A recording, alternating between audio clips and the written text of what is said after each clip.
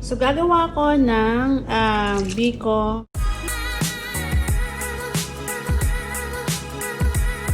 Okay, so this is 2 cups of glutinous rice at saka sa amin kasi, pag pinapakuluan namin yung malagkit,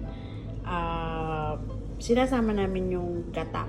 So, this, dalawang can ng itong ating coconut milk.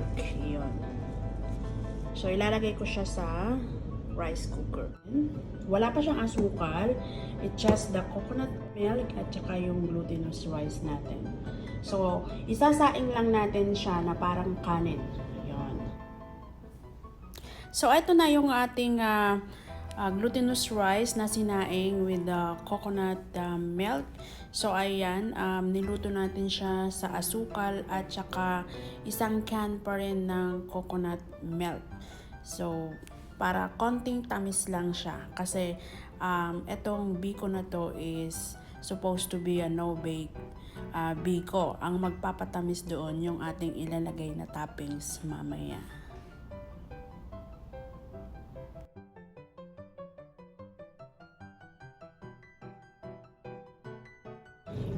So, ito na yung ating toppings.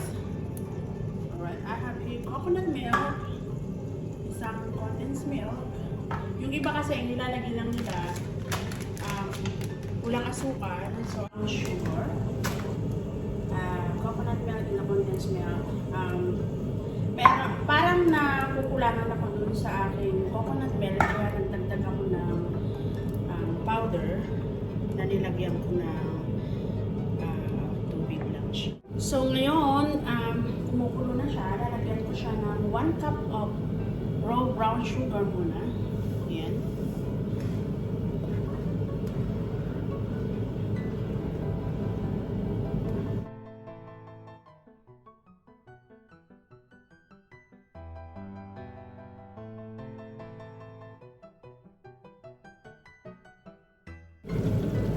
So, ayan na siya, as in, nakikita nyo yung texture niya.